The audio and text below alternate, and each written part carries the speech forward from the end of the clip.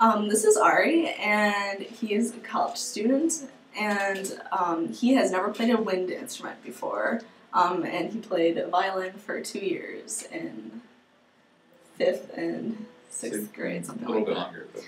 So this is his very first wind instrument, and so one of the first things I want to explain is that the breathing you use with a wind instrument is different than the breathing you use with a normal instrument. So, and I wanted to talk about this before we have, any of the instrument out. So, just take a breath like you normally would, like you're just breathing. Good. And so that, that was just coming from up here in your chest, right? So when you're breathing for an instrument, though, the problem is that you can't take a breath like every note. So the idea is that you want to really fill up, so you have, so you don't have to breathe all the time. So the way you do that is you want to fill up and breathe using your diaphragm, so your belly really expands. So I want you to try breathing. And so see how when I breathe, see how my belly expands? And then it contracts when I exhale. Exhale, so put your hands on your stomach. When you breathe, I want you to try to keep your shoulders down and feel your stomach expanding. And you can use your mouth. Good.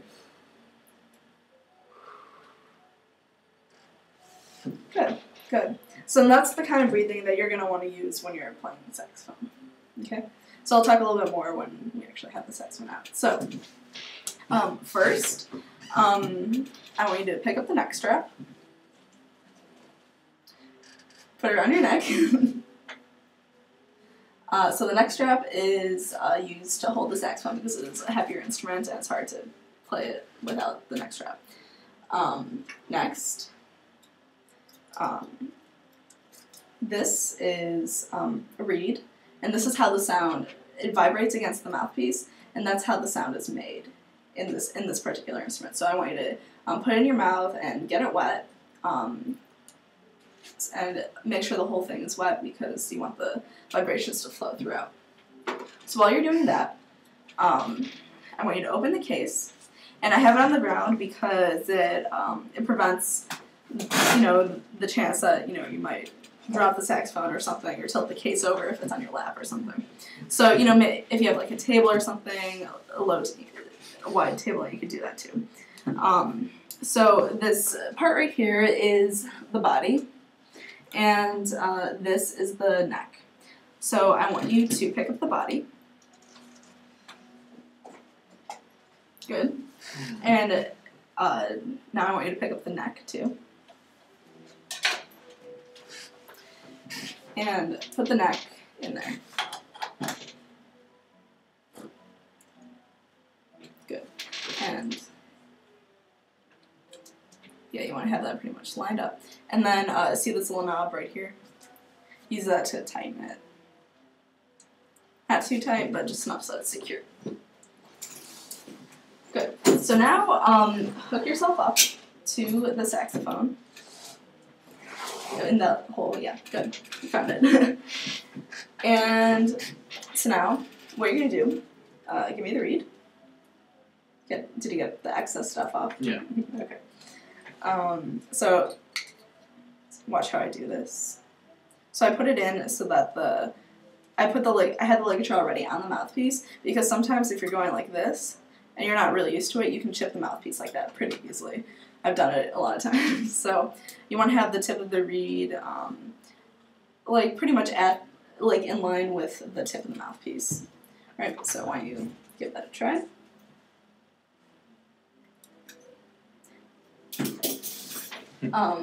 Remember, you want to have the mouthpiece on already. Oh, yeah. Or the ligature. This one. Mm-hmm. Good. And you want to move it from side to side, and so that nothing is hitting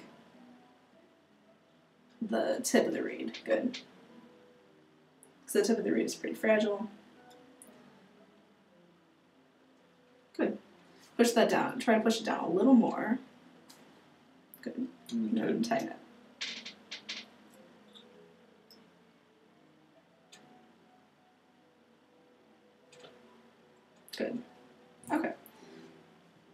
stick that on the cork.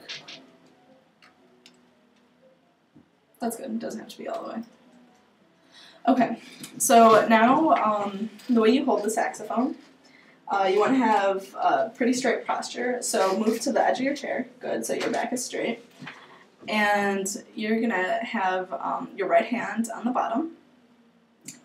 So have it underneath that. And your left hand, put your thumb here. Right now, don't worry about any keys. Just make sure you're not pressing anything. Because if you press stuff, then you might squeak or make a note or something. Yeah. So I'm having you, and you already kind of naturally put the saxophone between your legs. And that's if you're taller, that works well because it's more comfortable that way. But sometimes, kids, if they're shorter, they'll play on the side because it's hard to reach down all the way, if your legs are there.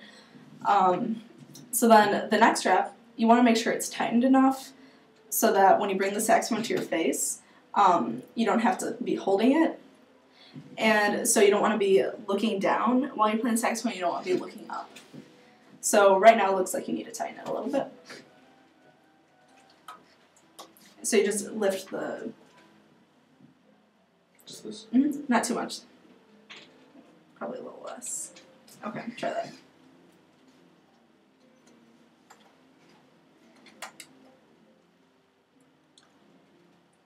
How's that feel? Do you feel any weight on your hands? No. Okay. Now, the way you're going to make a sound, first you need to have the proper embouchure. So embouchure is the way you form your mouth to make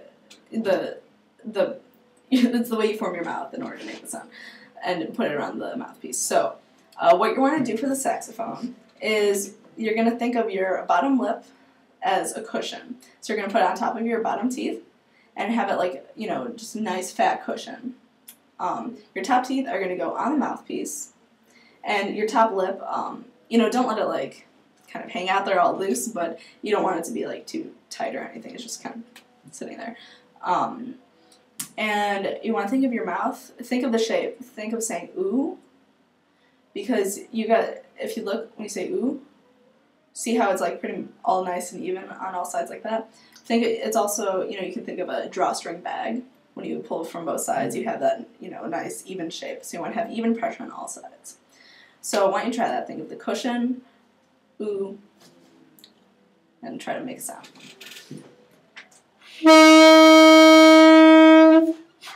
Good. There you go. And so try again, take a nice deep breath and just give it a couple of tries. Whoops. That's okay.